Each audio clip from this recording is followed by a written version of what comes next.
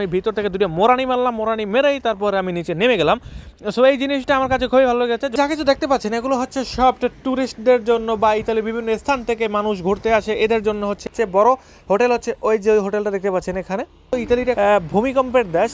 Hey guys, আসসালামু আলাইকুম। দুইমি.com থেকে আমি Sheikh. Welcome to another new blog. কি অবস্থা সবার? আশা করছি সবাই খুব ভালো আছেন। আল্লাহর রহমতে আমি অনেক ভালো আছি। অনেকদিন পর নতুন একটা ব্লগে জানাই সবাইকে সুস্বাগতম। আসলে আপনাদের মাঝে বেশি দেখা হয় আমার শর্টস ভিডিওর মাধ্যমে, লং ভিডিওতে খুব একটা দেখা হয় না। এই জন্য ভাবলাম যে আপনাদের মাঝে লং ভিডিওতে একটা নতুন কিছু শেয়ার করি, নতুন কিছু দেখাই। এই জন্য চলে আসলাম সবচেয়ে ইতিহাস এবং ঐতিহ্যবাহী নতুন একটা প্লেসে। এখানে আমাদের মাঝে মাঝে আসা হয় এবং এখান থেকে আমি মাঝে মাঝে একটা ব্লগ আপলোড করি। এটা সবচেয়ে আমার পছন্দের একটা স্থান। এটা হচ্ছে জুলিয়ানোভা শহরের একদম সি বিচের কাছেই এই স্থানটা। আর যত রকমের মানুষ দেখতে পাচ্ছেন এখন, এগুলো সব হচ্ছে টুরিস্ট কিংবা ইতালির বিভিন্ন শহর থেকে মানুষ আসে এখানে ঘোরাফেরা করার জন্য। এখন যেহেতু গরম চলে আসছে, সো আপনাদের মাঝে চেষ্টা করবো যে বেশি বেশি ব্লগ দেওয়ার বা আপনাদের মাঝে বেশি বেশি থাকার চেষ্টা করবো, কারণ শীতের সময় খুব একটা ব্লগ আপলোড দেওয়া হয় না বা খুব একটা বেশি দূরে ঘোরাফেরা হয় না। আর এই জুন মাসের 6 তারিখ থেকে এখন অলরেডি স্কুল কলেজ সমস্ত কিছু বন্ধ দিয়ে দিয়েছে। সো এখন থেকে আমার শুধু ব্লগ আপলোড করার সময় চেষ্টা করবো আপনাদের মাঝে বেশি বেশি সময় দেওয়া। নতুন নতুন ব্লগ দেখতে হলে কিন্তু অবশ্যই দুইমি.com ইউটিউব চ্যানেলের সাথে থাকতে হবে। সো এখন আমরা যাচ্ছি, সামনে একটা বড় পার্ক আছে আর ওই পার্কের মধ্যে প্রচুর পরিমাণে বাচ্চারা খেলা করে এবং আমার ছোট ভাই পার্কটাকে অনেক অনেক অনেক বেশি পছন্দ করে। সো আমরা এখন সেই পার্কের কাছেই যাচ্ছি। আর এখন এখান থেকে শুরু করে পার্কটার দূরত্ব প্রায় বেশ কিছু, প্রায় 10-15-20 মিনিটের মতো হাঁটা লাগতে পারে। সো এবার আমরা সাগরের পাশ দিয়ে বিভিন্ন হোটেলের সামনে দিয়ে যাচ্ছি এবং আপনাদের মাঝে একটি একটি করে পরিচয় করিয়ে দেব। এগুলো যা কিছু দেখতে পাচ্ছেন এগুলো হচ্ছে সব ট্যুরিস্টদের জন্য বা ইতালির বিভিন্ন স্থান থেকে মানুষ ঘুরতে আসে, এদের জন্য হচ্ছে এই হোটেলগুলো। 4 স্টার 5 স্টার বিভিন্ন রকমের হোটেল আছে, 3 স্টার থেকে শুরু করে অনেক রকমের বিভিন্ন প্রাইজের হোটেল আছে। আর এগুলো যা কিছু দেখতে পাচ্ছেন সবচেয়ে বড় হোটেল হচ্ছে ওই যে ওই হোটেলটা দেখতে পাচ্ছেন এখানে, ওই হোটেলটা হচ্ছে সবচেয়ে বড়। এই যে এগুলো হচ্ছে এখানকার সবচেয়ে উঁচু উঁচু বিল্ডিংগুলোর মধ্যে অন্যতম। যেহেতু ইতালির ভূমিকম্পের দেশ, ইতালিতে বেশিরভাগ সময় ভূমিকম্প হয় বা ইতালিতে খুব একটা বড় বিল্ডিং নেই। বড় বিল্ডিং যেগুলো আছে সবকিছু হচ্ছে রোমেতে অবস্থিত। রোমের সাইডে বিল্ডিংগুলো মোটামুটি 10-15-20 তলা পর্যন্তই সমাপ্ত থাকে। এগুলো হচ্ছে যারা মূলত ইতালিতে বাড়ি কিংবা ফ্ল্যাট কিনতে চান তাদের জন্য হচ্ছে এই ধরনের অফিসগুলো। আর এই অফিসের বাইরে একদম ওয়ালের মধ্যে বিভিন্ন রকমের বাড়ির ডিজাইন করে এবং ফ্ল্যাটের ডিজাইন করে এগুলো বিক্রি করা হবে। প্রত্যেকটা ফ্ল্যাটের দাম প্রায় 3 লাখ 4 লাখ পর্যন্ত আছে, অর্থাৎ আমাদের যে 5-7 কোটি টাকা পর্যন্ত আছে। সো আমরা কিছুদিন আগে এগুলো দেখেছি এবং এখান থেকে আমরা একটা ফ্ল্যাট সিলেক্ট করেছি। সো যদি আমরা সম্পূর্ণ করতে পারি বা সম্পূর্ণ অলরেডি হয়ে গেছে, যদি আমরা ঠিকঠাকভাবে বাসায় উঠতে পারি, অবশ্যই আপনাদের মাঝে নতুন কোনো ব্লগে শেয়ার করার চেষ্টা করবো। আর এখান থেকে আমরা একটা বই নিয়ে নিলাম, বইয়ের মধ্যে বিভিন্ন রকমের বাড়ির প্রাইস, কোথায় কিরকম বাড়ি আপডেট সমস্ত কিছু দেওয়া আছে। ওকে, এই হোটেলটা হচ্ছে হোটেল ইউরোপা আর এই হোটেলটা হচ্ছে 4 স্টার হোটেল। আর এই হোটেলগুলোর প্রাইস খুবই খুবই খুবই হাই। এগুলোর মধ্যে যারা টুরিস্ট থেকে আসে তাদের জন্য মূলত এই ধরনের হোটেলগুলো বানানো হয়েছে। অর্থাৎ আপনি যদি জুন জুলাই আগস্ট মাস ছাড়া যদি এই হোটেলগুলো খুঁজতে যান তাহলে এই হোটেলগুলো পাবেন না, কারণ জুন জুলাই আগস্ট 3 মাস শুধুমাত্র এরা ব্যবসা প্রতিষ্ঠানটা খুলে রাখে, এছাড়া বাকি মাসগুলোতে বন্ধ থাকে। ওকে গাইস, আমরা চলে আসলাম সেখানে যেখানে আমার ছোট ভাই এখন খেলবে এবং ইতালিয়ানদের সাথেই খেলবে। মূলত ছোট ভাই সবসময় যখন স্কুল টাইমে থাকে আল্লাহর রহমতে তখন সে ইতালিয়ানদের সাথেই ওঠা বসা করা হয়, বাট এখন একটু বিকেলবেলা সময় কাটাতে আসলে পুরো পরিবার সহ, যেহেতু স্কুলের মধ্যে আমরা ঢুকতে পারি না বা জানি না কিভাবে কি খেলাধুলা করে বা কিভাবে কথা বলে, কীরকম করে, আমরা কিছুই আসলে বাইরে বসে জানি না।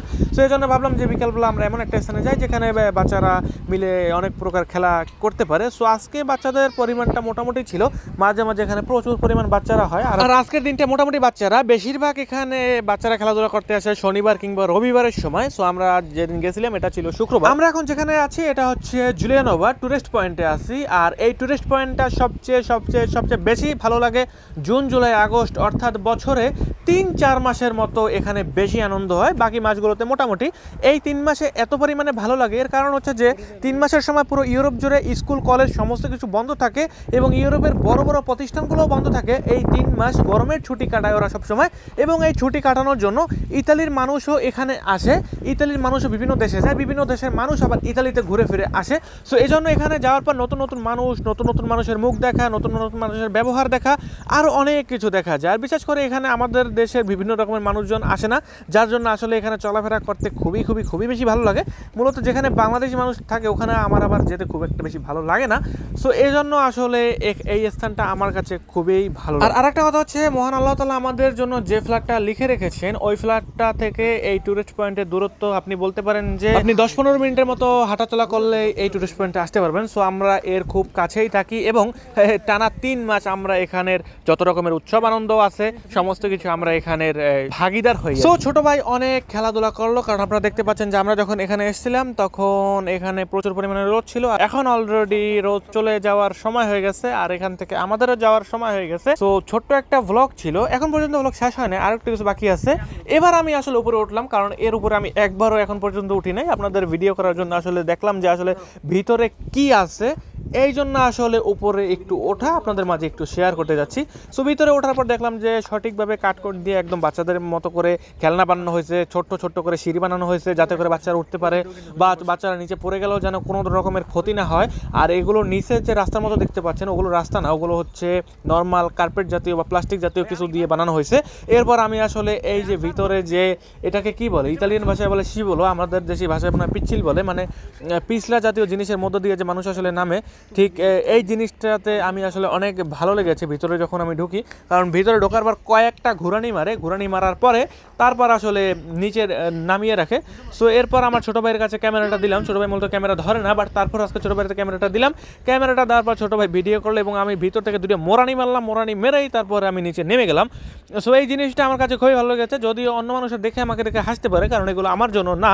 একবার মনে মনে ভাবছিলাম যে ভিতরে ঢোকার পর হয়তো আমি আটকা পড়ে যাবো, বাট আটকা পড়ে যায়নি, ঠিকঠাকভাবে আমাকে নিচে নামানো হয়েছে। যদি আটকা পড়ে যেতাম তাহলে একটু ধাক্কা দেওয়া লাগতো। এরপর আসলে ছোটো ভাইয়ের নামার পরে আমরা এখান থেকে প্রায় চলে যাওয়ার সময় হয়ে গেছে।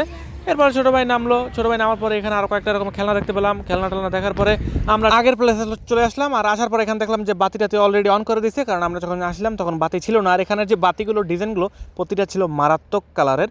সো এই ছিল আমার আজকের ব্লগ। দেখাবে পরবর্তী কোনো নতুন ব্লগে। আপনার লাইক শেয়ার কমেন্ট কিছু করার দরকার নেই, এত ভিডিওটি দেখেছেন আপনার গুরুত্বপূর্ণ সময়টাকে ব্যয় করে।